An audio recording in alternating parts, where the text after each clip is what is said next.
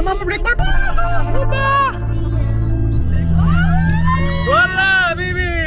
তিন গাড়ি আটকে গেছে, কি অ্যাঙ্গেলে আটকে গেছে? আটকে গেছে দুবাইয়ের ডেজার্ট সাফারিতে। স্বাগতম দুবাই সিরিজের অন্তিম ভিডিও, যেখানে আমি করি সবচেয়ে টুরিস্টিক জিনিস ডেজার্ট সাফারি, যেখানে ডান্সিং হয়, খাওয়া দাওয়া হয়, মস্তি হয়। দেখবেন আপনি এই ভিডিওতে, চলো এক্সপ্লোর করা যাক।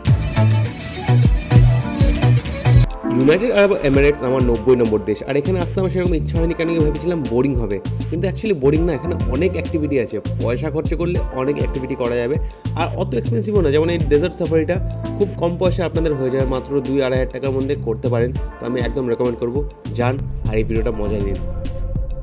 আমরা হচ্ছে দুবাইতে এখন শুরু করে দিচ্ছি আমাদের একটা নতুন অ্যাডভেঞ্চার ট্যুর, যেটা হচ্ছে ডেজার্ট সাফারি। ডেজার্ট সাফারি ট্যুরটা আপনারা অনেক শুনেছেন হয়তো, আর সবাই করে।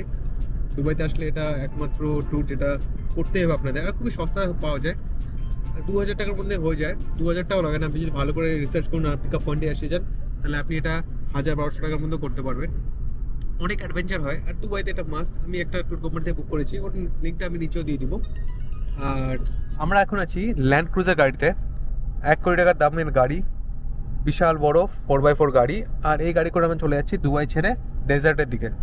দুপুর 3:30টায় শুরু করেছিলাম, 3টের সময় পিক আপ হয়ে গেছিলো, আর এখন 4:30টার মধ্যে পৌঁছে যাবো। আর তারপর 1-1.5 ঘন্টা সানসেট হবে, ওখানে আমরা অনেক অ্যাক্টিভিটি করবো, যেমন মরুভূমিতে ছবি তোলা হবে, উটে চড়া হবে, পাখি হাতে নিয়ে ছবি তোলা হবে, এসব করবো আমরা এখন দুবাইয়ের ডেজার্টে। भैया डेजर्ट का नाम क्या है? আলফাকার ডেজার্ট। আলফাকার ডেজার্টে গিয়ে আমরা এইসব অ্যাক্টিভিটি করব, আর তারপরে রাতে হবে বেলি ডান্সিং আর আনলিমিটেড বুফে খাওয়া। তো এই এক্সপিরিয়েন্সটা দুবাইতে মাস্ট, সবার দেখেছি। এবার আপনি আমারটা দেখুন, হবে মজা দুবাইতে। এখন ভালো গাড়ি আছে, পুরো ডিউন ম্যাশিং হবে, অনেক অ্যাক্টিভিটি হবে।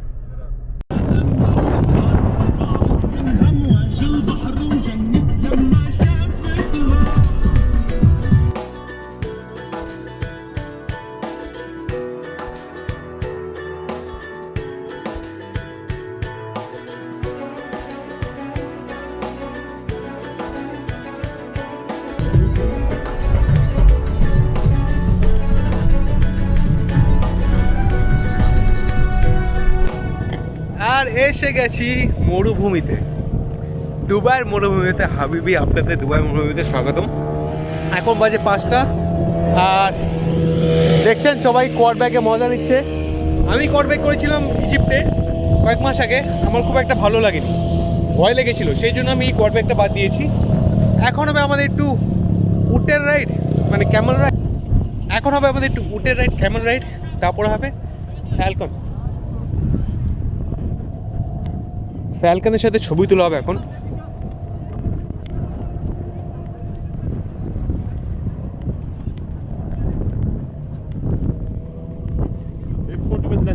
Yes. Give me hand. Listen. Bare hand? Leave everything. Okay, wait. You on. Mandatory বাজ পাখি হাতে নিয়ে ছবি তোলা, এটা তো যে কোনো আরব দেশে গিয়ে করতেই হবে, আর এই এক্সপিরিয়েন্সটা নিশ্চয়ই দরকার ছিল।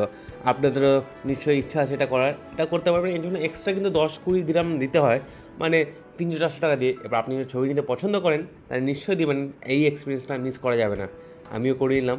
এরপরে চলো শুরু করে দিই আসল ডিউন ব্যাশিং। কিন্তু ডিউন ব্যাশিং একটা কাণ্ড হয়ে গেল, গাড়ি অ্যাক্সিডেন্ট।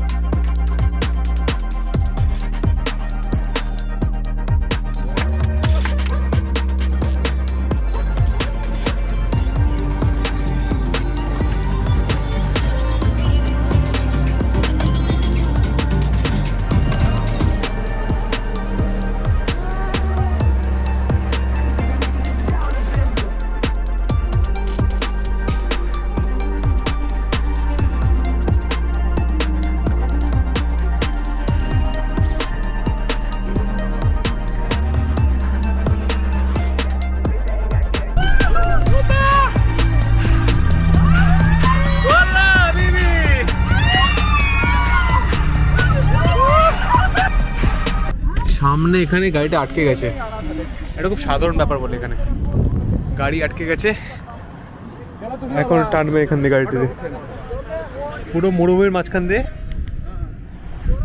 আমাদের ডেজার্ট সাফারি এক্সপিরিয়েন্স হচ্ছে। আর এদিকে সামনে গাড়িটা দেখুন কি অ্যাঙ্গেলে আটকে গেছে, এখন তার বেঁধে টানা হবে।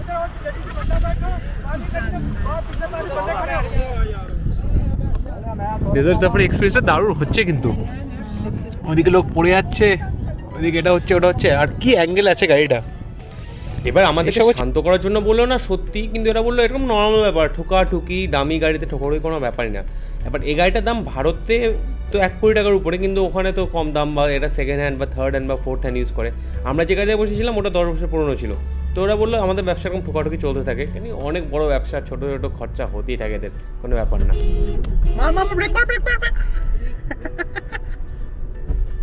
ও পাগল,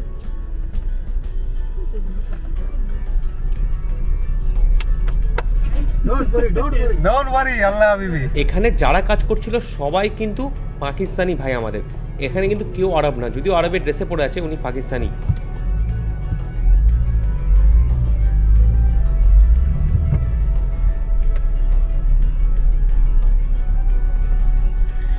বেঁচে গেছে গাড়িটা, ওই সাদা গাড়িটা আটকে গেছে, ওটা বাঁচাতে এলো এই কালো গাড়িটা, সেটা আটকে গেল, সেটা বাঁচাতে এলো 3 নম্বর কালো গাড়িটা। তিনটা গাড়ি মিলে চেষ্টা হচ্ছে বাঁচানোর।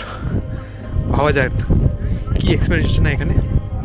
আচ্ছা এদিকে ওটা যদি বাদ দিই, আমাদের এখানে এসে গেছে সানসেট। সানসেটকে বাংলায় কী বলে আমার মাথায় ভুলেই গেছে, তো সেটা বাদ থাকলো। আর আমরা এখন দেখছি পিছনে কি হচ্ছে, 3 গাড়ি আটকে গেছে। গাড়ির থেকে সবাইকে নামিয়ে দিয়ে আমাদের বললো তোমরা করো তোমাদের মতন ফটোশ্যুট। আমিও শুরু করে দিলাম গজনি মুভি আমির খানের মতন বালিতে চড়ে চড়ে এরকম ছবি ভিডিও। আপনারাও নেবেন ভিডিও, আমার ছবি আরও দেখতে পারবেন EXP রাজা ইনস্টাগ্রাম চ্যানেলে নিশ্চয়ই ফলো করবেন, ভালো ভালো কন্টেন্ট আছে ওখানে। দেখুন জুতার কি অবস্থা, পুরো বালি বেরোচ্ছে জুতোর থেকে, পুরো জুতোতে বালি ঢুকে গেছে, কিছু করার নেই।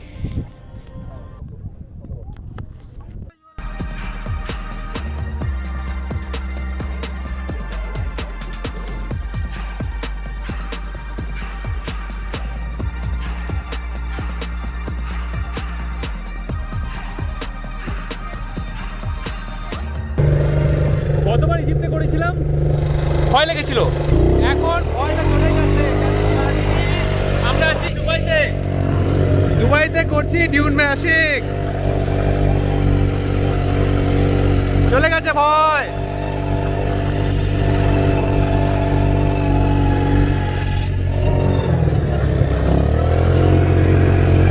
বাগি রাইড করতে দারুণ মজা আসলো, দারুণ মজা। এবার চলে যাবো আমরা ভেতরে আমাদের ডেজার্ট ক্যাম্পে। ডেজার্ট ক্যাম্পে হবে আমাদের এখন একটু নাচ গান, খাওয়া দাওয়া। খিদা তো প্রচুর পেয়েছে, আমি তো পেলে এখনই খাওয়া শুরু করে দেবো, খুব খিদা পেয়েছে খুব। আমি বলবো দুবাইতে যত অ্যাক্টিভিটি আছে, আমি একবার রেস্টুরেন্টে খেতে গেছিলাম, ভালো রেস্টুরেন্টে, ওখানে খেতে গেলেও 1000-1500 টাকা লেগে যাচ্ছে, একজনের না দুজনের। কিন্তু এখানে আপনি রাইড করে সস্তায় মজা করতে পারবেন। আমি তো বলবো বেস্ট হবে এখানে।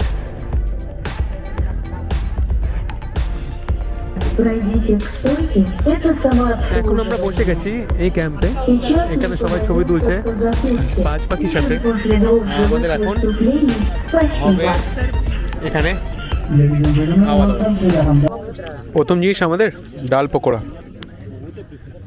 অল্প করে ডাল বললো স্টার্টার্স আছে, আমরা সবাই দৌড়ে দৌড়ে গেলাম, কিছুই নেই, একমাত্র ডাল পকোড়া।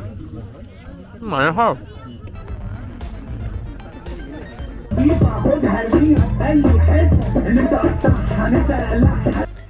সত্যি বলতে শোটা খুবই বোরিং ছিল, আর খাওয়ার অনেক অখাদ্য ছিল, এর থেকে ভালো অন্য কোথাও খেয়ে নিতাম। যারা নাচছিল তারা বয়স্ক রাশিয়ান মহিলারা, রাশিয়ানও বলবো না, উজবেক হবে বা অন্য সোভিয়েত ইউনিয়নের দেশ থেকে হবে। একদমই ডান্সিং মজা পাচ্ছিলাম না, ফায়ার শোটাও খুবই বোরিং লাগছিল।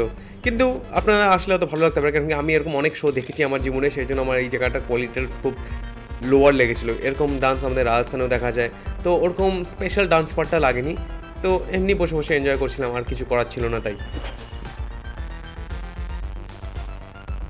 মিষ্টি দই, ভেজ বিরিয়ানি, বাঁধাকপি ঘন্ট ছিল, ওটা নিয়ে নিই।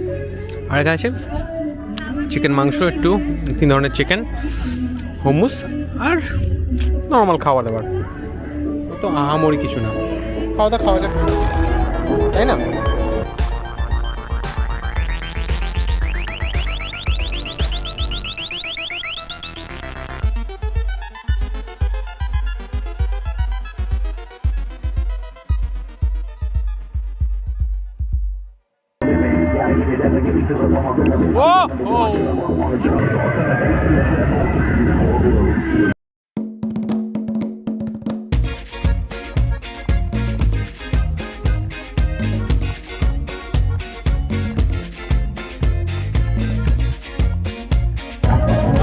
এখন সবাই নাচতে শুরু করেছে। আজকে এসেছে একটা বড় উজবেকিস্তানের গ্রুপ, সেই জন্য উজবেকি গান বাজিয়ে দিচ্ছে। যদি এখানে হিন্দি গ্রুপ আসতো তাহলে হয়তো হিন্দি গ্রুপের গান বাজিয়ে দিত, ইন্ডিয়ান গান বা বাংলা গ্রুপ আসলে হয়তো বাংলা গানও বাজিয়ে দিত। খুব সুন্দর সিস্টেম আছে এখানে। তোকে ফুর্তি করতে আসে, অত নাচ শিখিয়ে লাভ নেই। খাবারটা মোটামুটি ছিল, কিন্তু ভিতরে নাচ গান ভালো হচ্ছে, খুব ভালো লাগলো এই এক্সপিরিয়েন্সটা আমাদের। ডেজার্ট সাফারি সস্তায় টিকাও, দুবাইয়ের একটা ভালো মস্তি। আর এবার দুবাই ছেড়ে চলে এলাম দুবাইয়ের রাজধানী আবুধাবি। দুবাই থেকে আবুধাবির জন্য বাস পাওয়া যায়, আর মাত্র 2 ঘন্টার মধ্যে আপনাকে বাসটা নামিয়ে দেবে আবুধাবিতে। আর আবুধাবিতে আমরা করছিলাম এখন ইয়াস আইল্যান্ড। দুবাই ছেড়ে চলে এসেছি আবুধাবিতে। আবুধাবি হচ্ছে ইউএই রাজধানী, আর আবুধাবিতে আজকে আমরা আছি আবুধাবিতে। দুবাইতে যা করেছিলাম অ্যাক্টিভিটি করতে করতে আমি হাঁপিয়ে গেছিলাম। শপিং করেছি অনেক, প্রচুর। আর এখন এসে গেছি আবুধাবির স্পেশাল জায়গায়, সেটা হচ্ছে ইয়াস আইল্যান্ড। হ্যাঁ আইল্যান্ড, ইয়াস মানে যত সম্ভব হ্যাঁ, যে না ইংলিশে তো হ্যাঁ বলে, আরবিকে মানে অন্য কোনো মানে হবে, কিন্তু ইয়াস আইল্যান্ডে আমরা চলে এসেছি। পৃথিবীর বিখ্যাত গাড়ির কোম্পানি ফারারি জান তো আপনারা হয়তো জানেছেন, নাম জানেন। ফারারির বেসিসে একটা বানিয়েছে এখানে বড় একটা অ্যামিউজমেন্ট পার্ক, যেমন আমাদের Nicco Park, Ramoji Film City, সেরকমই ফারারি ওয়ার্ল্ড। 2010-এ খোলা এই ফারারি ওয়ার্ল্ড, আর সেই ফারারি ওয়ার্ল্ড দেখতে চলে এসেছি আমরা এখন আবুধাবিতে। এর টিকিটটা মোটমাট আপনাদের পড়ে যাবে 6,500 টাকার, যার মধ্যে সব রাইড করা যাবে আশা করি। দেখা যাক কেমন এক্সপিরিয়েন্স হয় ফারারি ওয়ার্ল্ডে।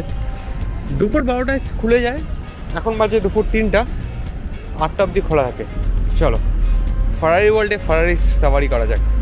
আজ পর্যন্ত ফারারিতে চড়িনি, ছুঁয়েছি, কিন্তু আজকে ফারারিতে চড়বো।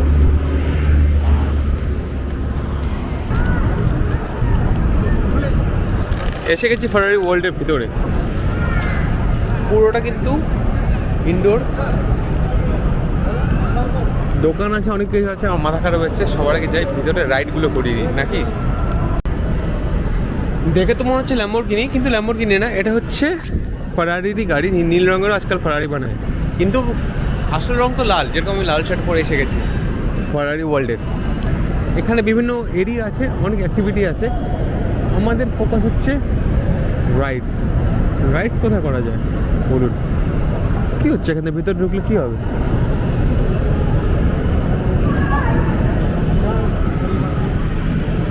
ডিজে ফিজেও আছে। রাত্রি 12টা বন্ধ, রাত্রি 8টায় বন্ধ হয়ে যায় এটা।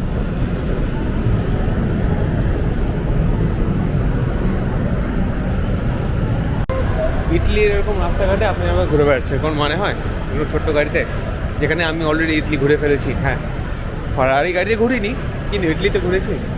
এরকম পুতুল খেলনা গাড়ি থেকে তো ভালোই। সবচেয়ে মেন মজা তো হবে রাইডসগুলোতে, যেমন আছে কোসা রোসা, 240 kilometre per hour. 200 kilometre per আওয়ারে আমি গাড়ি চালিয়েছি আগে। ইন্ডিয়াতে 170 আর জার্মানিতে 200, কিন্তু তখন গাড়িতে কি হয়, মুখটুক ঢাকা থাকে। এখানে যেটা হবে খোলা থাকবে, চোখের মধ্যে হাওয়া লাগবে, চোখের বল না বেরিয়ে যায়। দেখা যাক কী হয়। ফারারি ওয়ার্ল্ড নাম তো শুনেছেন পাক্কা।